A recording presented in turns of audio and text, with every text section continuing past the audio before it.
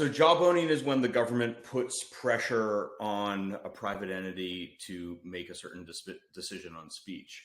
I'm being a little bit vague with it because I think what we were hoping for this Supreme Court term was to get more guidance on the specifics of what it means, at least as a constitutional matter. And as I think we'll discuss in a minute, I don't think we did. The reason I think we should care is that, at least in my experience when I worked at Facebook, and that might not be the experience of every tech company or every person, even just at Facebook, my experience is that we were jawboned in some form, might not have been unconstitutional, but we received pressure from the government to change our speech practices basically on a daily basis. And that happened not just from a Democratic administration or Democratic members of Congress, but from Democratic administrations, Republican administrations, Democrats in Congress, Republicans in Congress, and also happened abroad. And I think that's an important dynamic to understand as well, that governments like Brazil and India put a lot of pressure on tech companies to change their speech decisions. So I think we should care because the influence is real and I think it matters.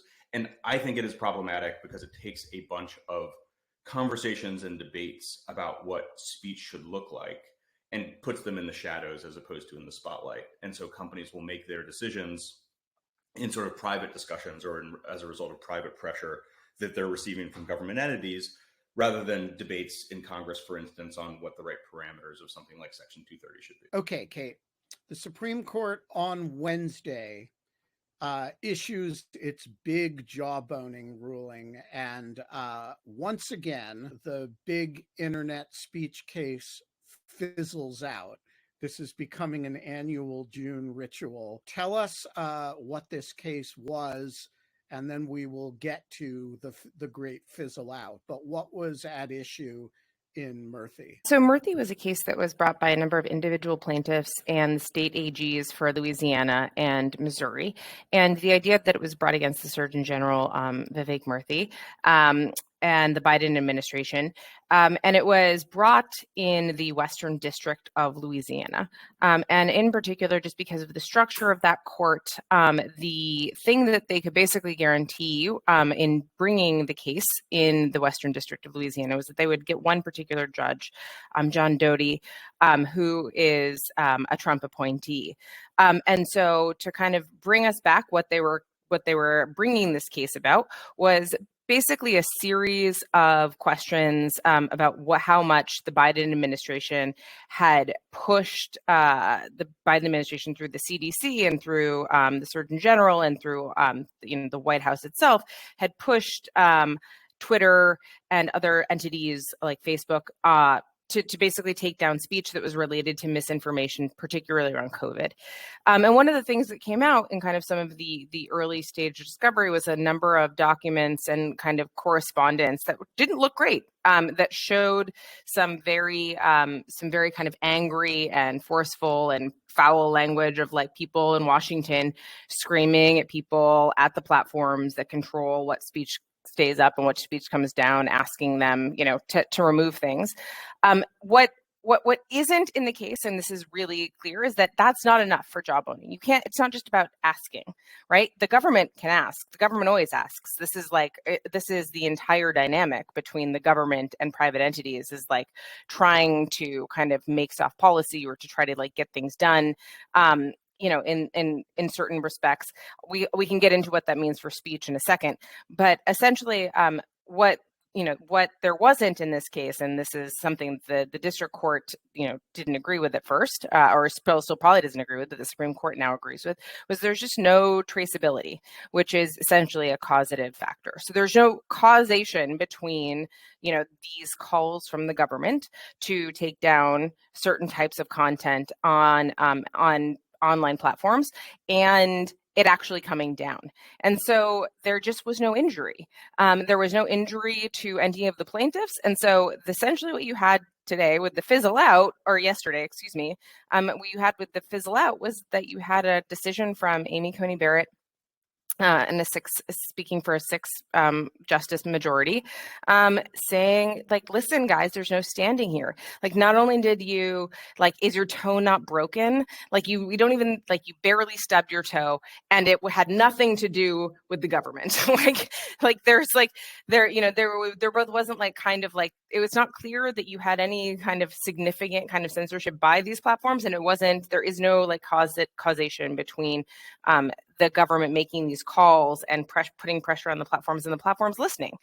And so that was kind of what happened with the Great Fizzle Out. And yes, this is becoming a thing, and we can talk about that on its own in a second. All right. So one of the interesting things about this opinion is that just as a factual matter, when you read the opinion by Justice Barrett and the dissent for 3 justices by Sam Alito, you are reading about 2 entirely different worlds. They have that kind of, I think, roughly parallels the kind of information bubbles that a lot of Americans live in philosophically. So, Matt, how would you describe the debate between the majority? I mean, it presents as a standing debate, but there's something larger going on there than just a routine standing argument. Describe for us the debate between the majority opinion, which represents 6 justices, and the dissenting opinion by Justice Alito for himself, Justice Thomas, and Justice Gorsuch. Yeah, so I think Kate said it well. I mean, I think the question that they're going back and forth on is, was this conduct of a sort that actually mattered? Did it actually influence the decisions that tech companies made in a real way? And I sort of don't want to I'm finding myself not wanting to take the bait on the question, because my hope, which is totally naive, but my hope for this is that it's not political, that we don't cheer, that we wouldn't cheer because just because Democrats are making the ass and get away with it, and then boo when Republicans make the ass and get away with it. That there should be something principled here about the way we want tech companies and government employees to communicate and behave. But their dispute between them, which first of all is between 2 conservative appointees, both of whom are representing 2 other conservative appointees. In Justice Barrett's case, she's also writing for the 3 Democratic appointees. But there is a dispute of principle between Justice Alito and Justice Barrett here about, when a tech company takes down material and there is government pressure involved or government communications involved, how close a nexus do you need between my communication was taken down by a government as a result of government censorship? How close a nexus do you need before that becomes cognizable for standing purposes? I think they have a real dispute here, no? Yeah, they do. And I don't know exactly what to make of it. Like, I think as a legal matter, though I'm certainly no standing expert, I think the majority made a more persuasive case that the factual record here is just weak. And part of the reason that I have that in mind is just because of how much of a debacle the oral argument was, I think, in trying to make the case that there was this factual nexus. I mean, there was a number of justices were asking questions at oral argument about, clearly you are not making the connection that you need to make to establish standing. I think Alito's opinion takes a fairly crumbly factual record and puts the best argument forward that it's robust, or more robust than it seemed, I think, at oral argument. I think, having listened to the oral argument, I'm more persuaded that it was a weak factual record. But I don't know, like, sort of taking it out of just the standing question, I don't know what to make of this issue, actually, because the way that organizations make decisions is really, really complicated. I was at Facebook for a long period of time. I was involved in many of these types of discussions. I can't tell you exactly what influence I had just being in the room and raising various arguments from time to time. Was that persuasive, or was it coercive? Not that I could be coercive, but was it even persuasive within a context in which there's a public policy team, there's a communications team, there are product teams, there are sales teams. All of the various different equities internally are raising questions about various different the pros and cons of various different decisions. And I think some of the things that Alito points to in the dissent, emails from senior level executives that are raising various different concerns. It's hard even just reading his dissent to understand exactly how much weight did each of those emails carry, and how responsive was it or coerced was it by the government communication.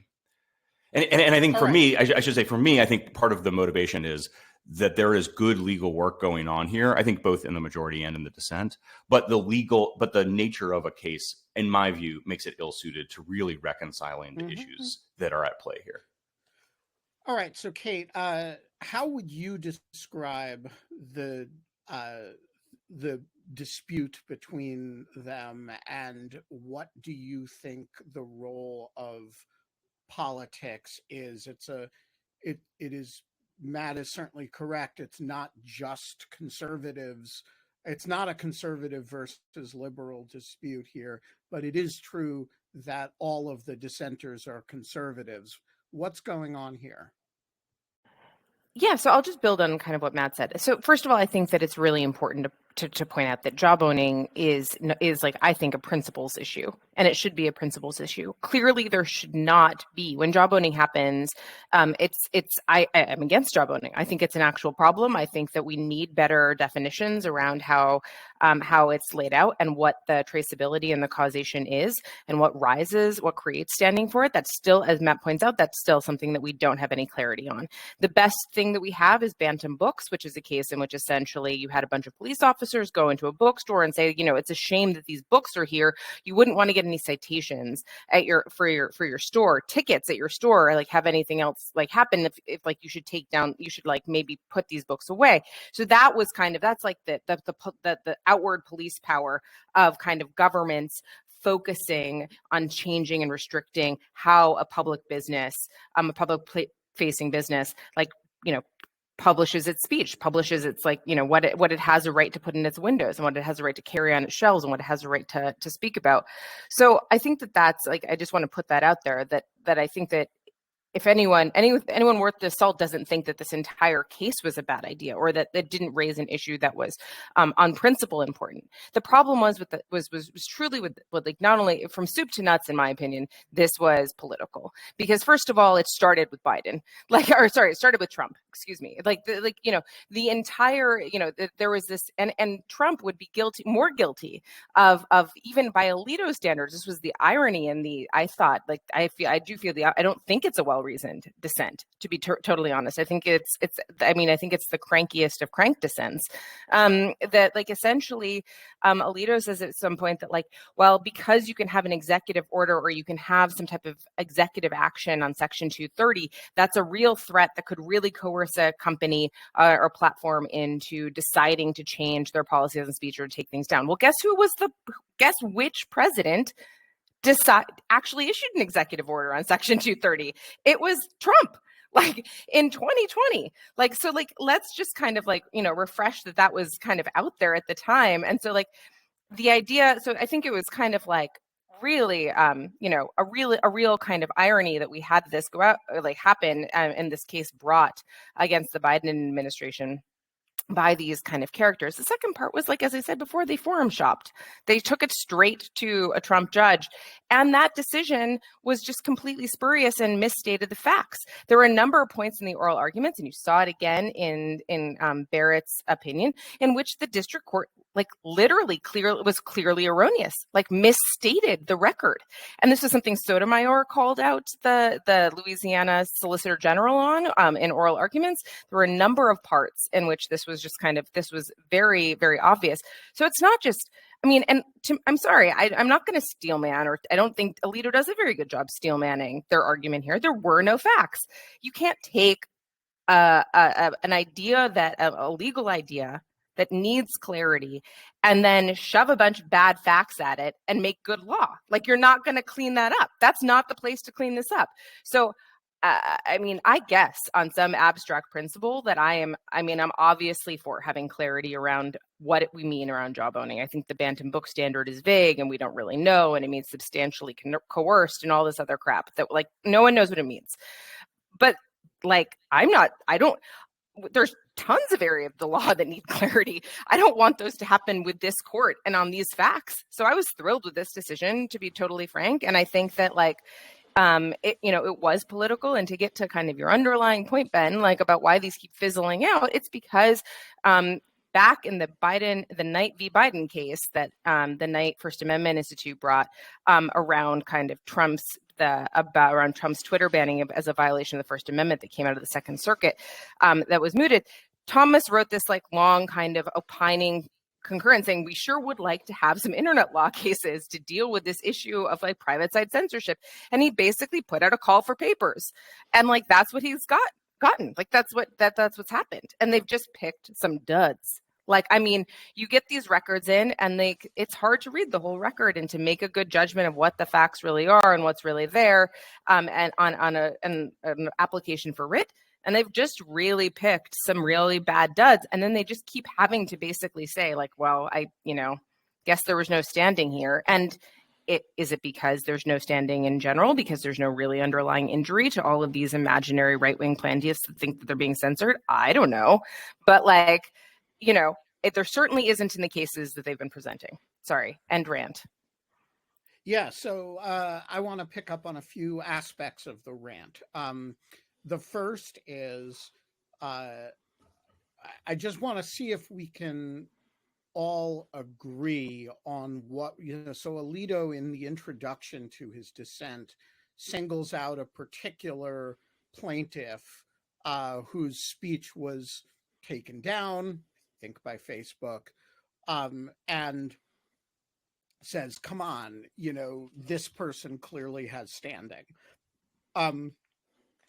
Now, so my question is, what would the case look like where we all agreed that there was standing, right? If we imagine a jawboning situation, putting aside for a second Matt's sense that the courts are maybe not the best place to adjudicate this, we'll get to that in a moment. What does a jawboning case on social media look like where we would all say, okay, yeah, Alito's right, that person has standing? Right. So I think it would be communication from someone with the authority to actually take some kind of punitive action against the platform. So more than just a request or a demand. It's a request or demand backed up. Well, you're asking me to like sort through blurry existing law and find sort of a clear principle, and I'm not sure there is one. But I think like the strongest case would be someone who has the ability. Someone makes a request, but it can't be a random person without authority to take punitive action. It's a request from someone with the ability to take some kind of retribution against a platform.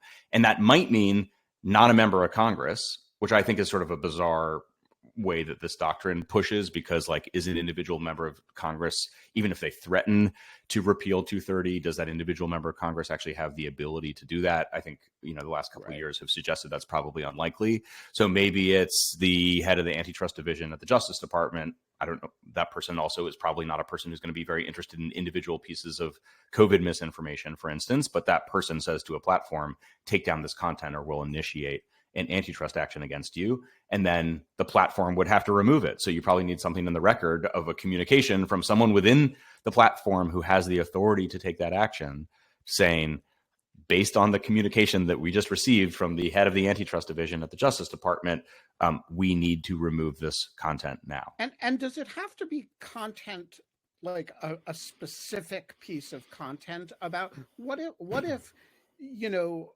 I said, as the head of the antitrust division, or as Lena Khan, you, Matt Peralt, who's running your own social media company, sort of Peralt book, you need to adopt more restrictive policies. Adopt them now, or I'm going to destroy you in every way that you can destroy Peralt book by litigation. So it's a very explicit threat. You act under that threat, and then sometime later, my content gets removed as a result of your new policies. Is that jawboning, or is that, hey, Peralt book has its relationship with the government. I have my relationship with Peralt book under those terms of service. Tough noogies. Yeah. Well, so first of all, I want to even just be clear on the question. I believe that that's jawboning in a colloquial sense, like that is a type of practice that we should be concerned about. But it might not be unconstitutional. Yeah, it might not be unconstitutional jawboning. I think the question that I would have there is not on the side of changing your policies and then it eventually having the effect of having your content removed. That feels to me like injury. Maybe Kate will weigh in if that's not sufficient in her view. I think the question in that case would be whether the threat's sufficient. If you just say, I'm gonna do a bunch of stuff and it's gonna be painful for you, it's not clear to me based on. I'm gonna sue you. I'm gonna file an antitrust. Well, that feels action. Different. Yeah, that feels different. But even just, I mean, it's like even just in us trying hard to come up with this, and you're thinking in your head, I'm going to threaten punishment that's problematic. The way I heard that is like, I think there are people who would say that that's vague. Like Nancy Pelosi can say like, you like your tax breaks, you like your 230 protections. Well, watch out, that might be too vague a threat. And you might actually have to say, like, we are going to initiate litigation, and maybe even be like specific about the kind of litigation you're going to initiate. A vague threat of like, we're going to take you to court might not be sufficient. What do you think, Kate? Is there, when you read this opinion, what's the jawboning case where you can imagine standing actually being found now? I mean, I think that you have to have, I think the most problematic part is not the traceability part. That's not where we need definition. Where we need definition is what the level of what the threat is, and the actionability of the threat is like really where we're missing kind of real players. Because as Matt points out, you can have a member of Congress and then you can have Nancy Pelosi. Now, are those the same threat? Like, I don't know. Like, if you get a call from one of those, and if you get a call from like AOC versus you get a call from, I don't know, Joe Schmo, like representative of like the Adirondacks, like that's a different type of, that's a different type of problem for you. Hearing from Nancy Pelosi or someone that you've lost their support on important kind of Section 230 or Kid Online Safety Act type of like legislation that's pending in Congress. Yeah, I think that might rise to a threat. But we have no way of knowing. And these are things that need to be fleshed out. And they are things that like deserve to be kind of there deserves to be a conversation with.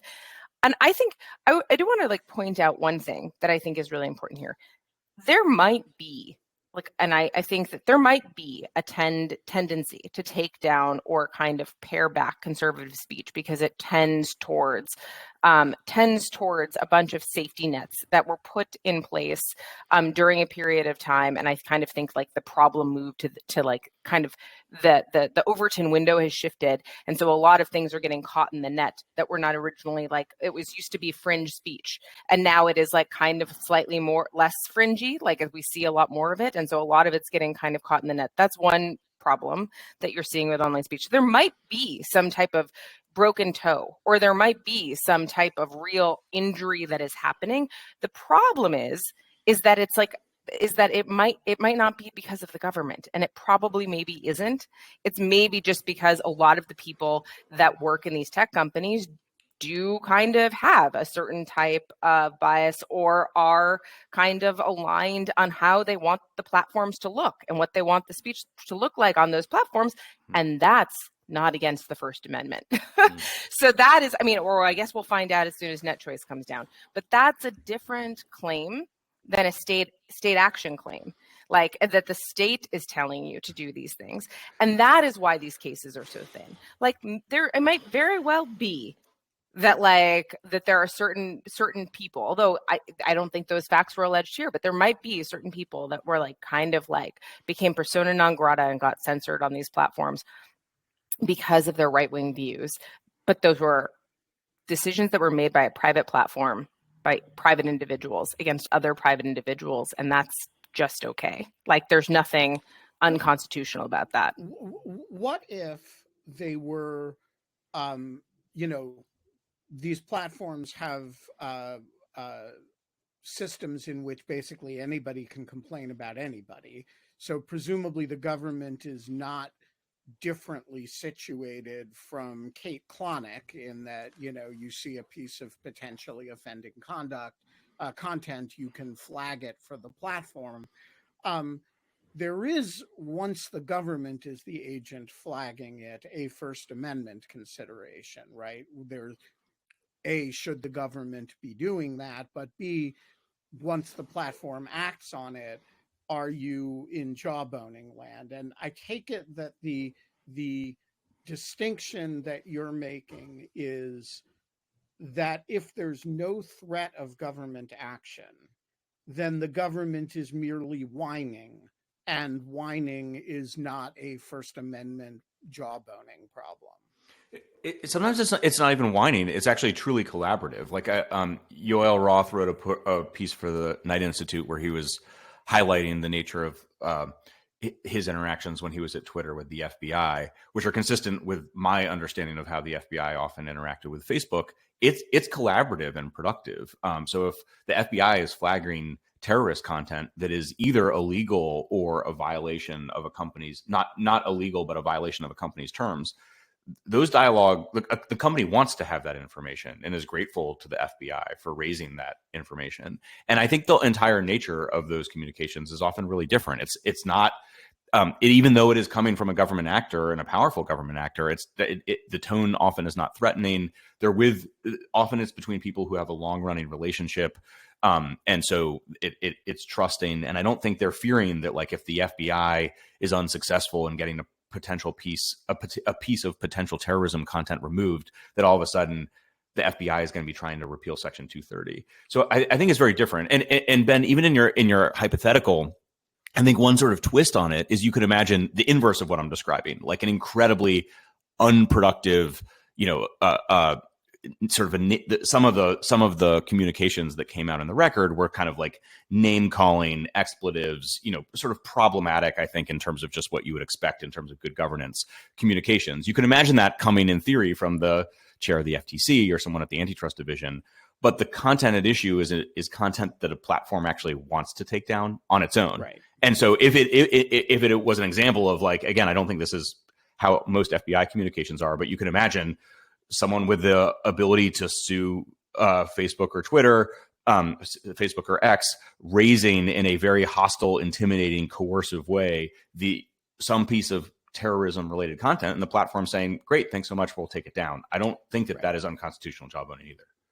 Right. So, right. And whether it's constitutional or not cannot depend on whether the government actor is polite or obnoxious. Right. Right. I mean, there has to be some more objective standard than whether the person said,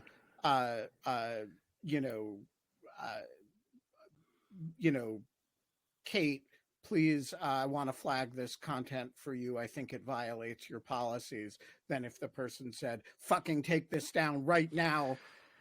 I do think that in the one instance that becomes different, it would change the seriousness of the threat and how so that I actually but that's not contain threats, right? But it's just a matter of I mean, if I say, Kate, would you please take this down? No, and exactly. If you don't, I'll be forced to sue Facebook for antitrust violations.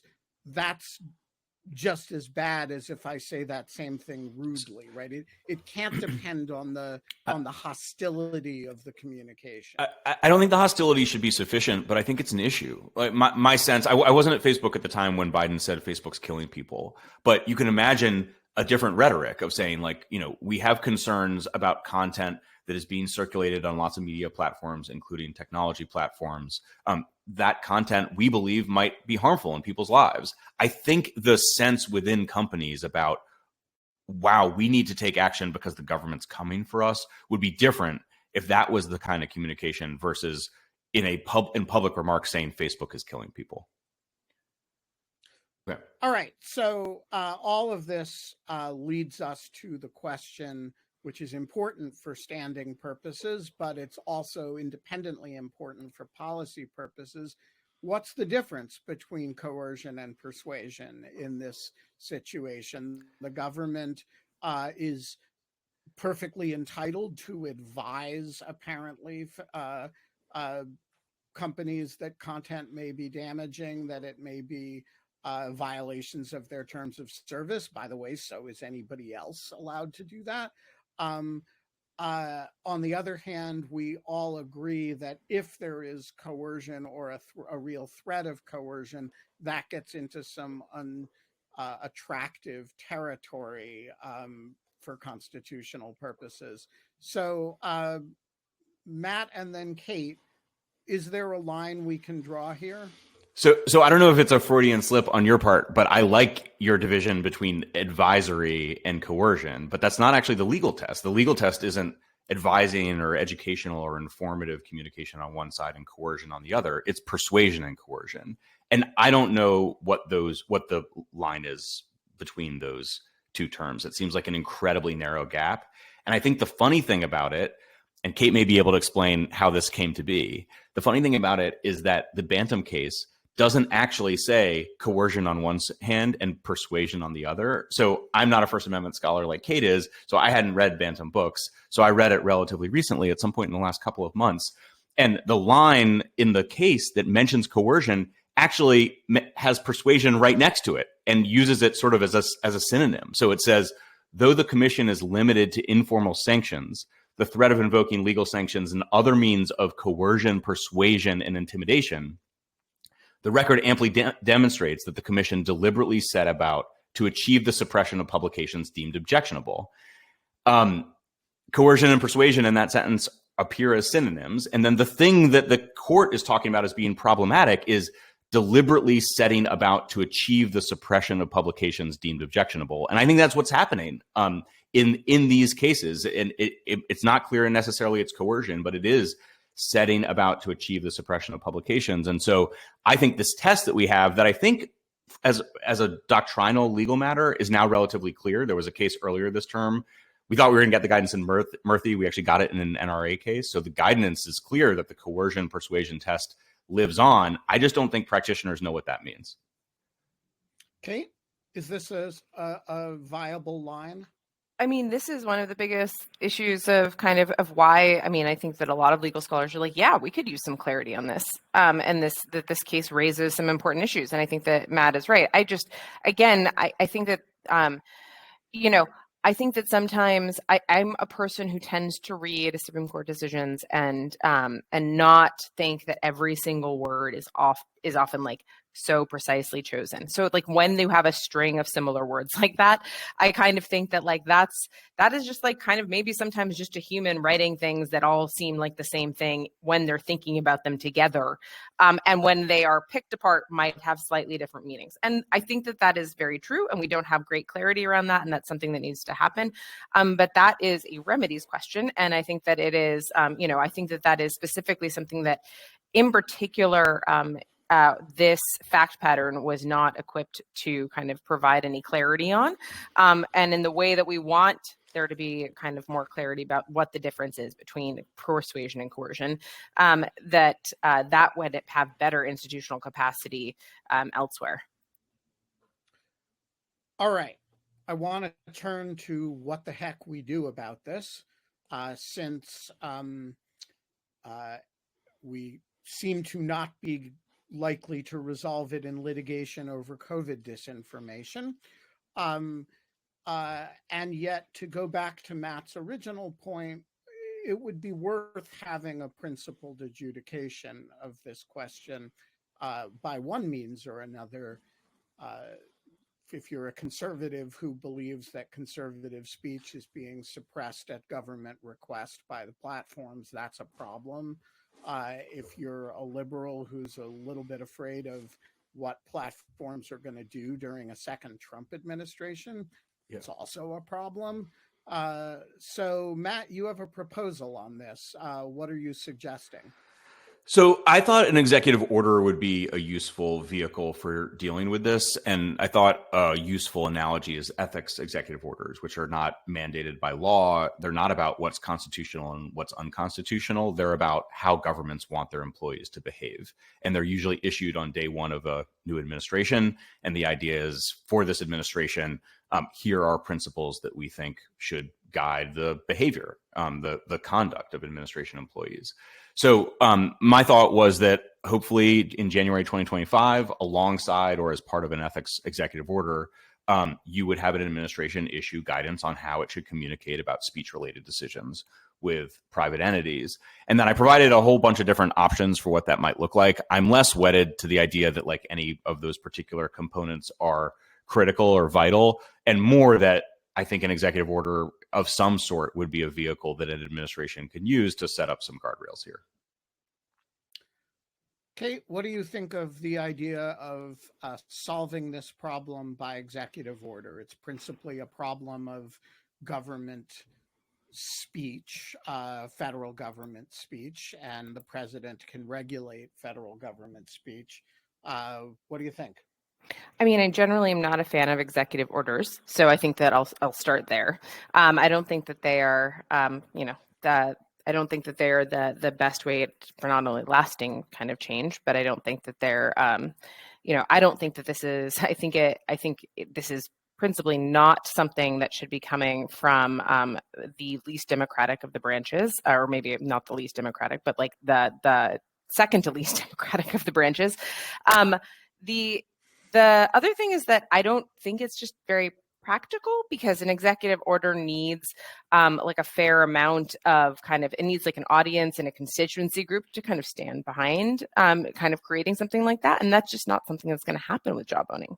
I don't know who's going to get out there and kind of champion the president or the executive doing something like this. So there's that. And the other thing is that, I mean, I had really taken Matt previously and other things that he'd written, especially his piece in the Knight First Amendment Institute's series on this, on the issue of jawboning, to kind of find more institutional capacity for this in Congress.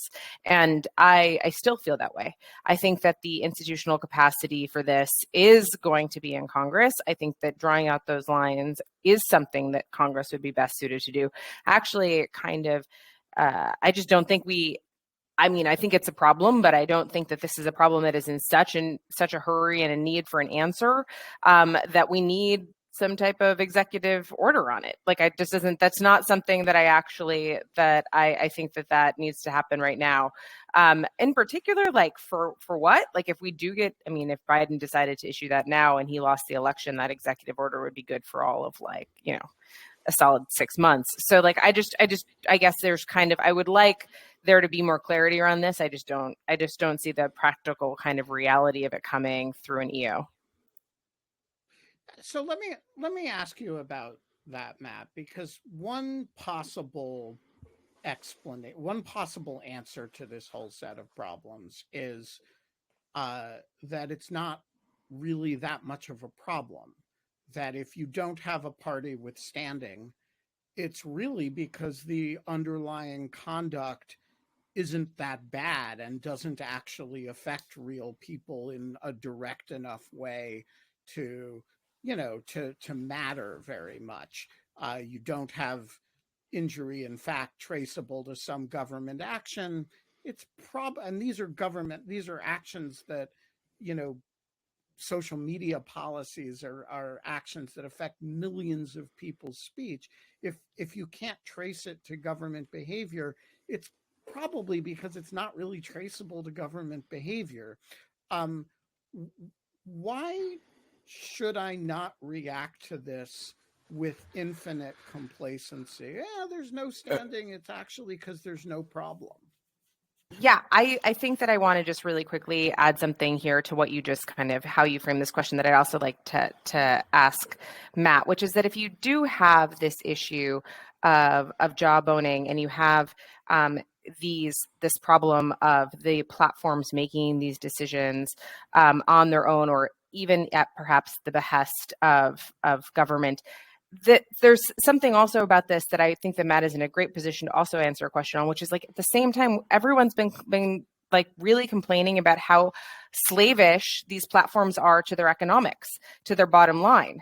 And so like, which is it? Like, are they slaves to like getting calls from the government and the government telling them what to do? Or are they slaves to kind of like these engagement principles and having access to markets and things like that? Are those the same things? I guess that is also something I just don't feel like there has been kind of enough discussion on. Yeah, so I definitely don't think platforms are just slaves to the bottom line. I think that is like overblown rhetoric that just it's not, again, it's not consistent with my experience. My experience might have been limited, but the idea, I think lots of people think that platforms only care about money and not at all about mission. My sense is they care a lot about mission, and they also obviously have shareholder obligations and they care about the bottom line, but it doesn't drive them exclusively. I'm at a university, Kate, you're at a university. I think sometimes the idea is like other institutions only care about mission and don't care about money. My sense is that's blurrier. Universities care about money as well as mission. So I don't think tech companies are unique in sort of having concerns on both sides. They certainly make lots of decisions that aren't motivated purely by money. Ben, on your question, I think you're sort of suggesting that like the only set of things that we should care about are the set of things that are deemed to be unconstitutional.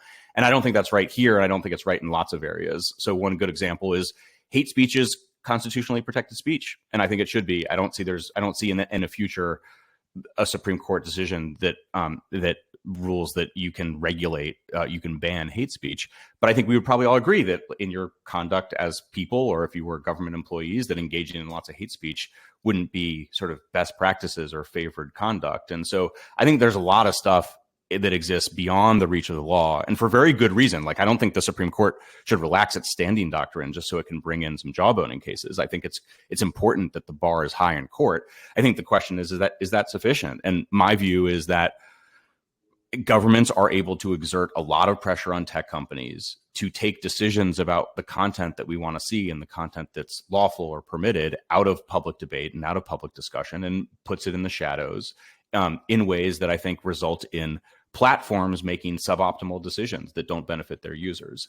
That's not solely the government's responsibility. I mean, platforms could say, no, we are not going to take action, but I don't think that's realistic. I think platforms really genuinely fear retributive action from the government. And you can look, like, I guess the question might then be like, well, what are examples of that? And one that I was thinking about yesterday is the U.S. Trade Representative's decision to roll back free flow of information principles in their international negotiations. That's quite consequential for companies. It's not just consequential for large companies, it's consequential for a wide range of tech companies.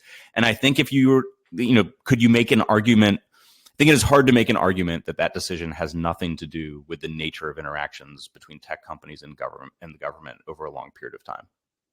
We are going to leave it there. Matt Peralt, Kate Klonick, thank you so much for joining us today. Thanks, Ben. Thank you.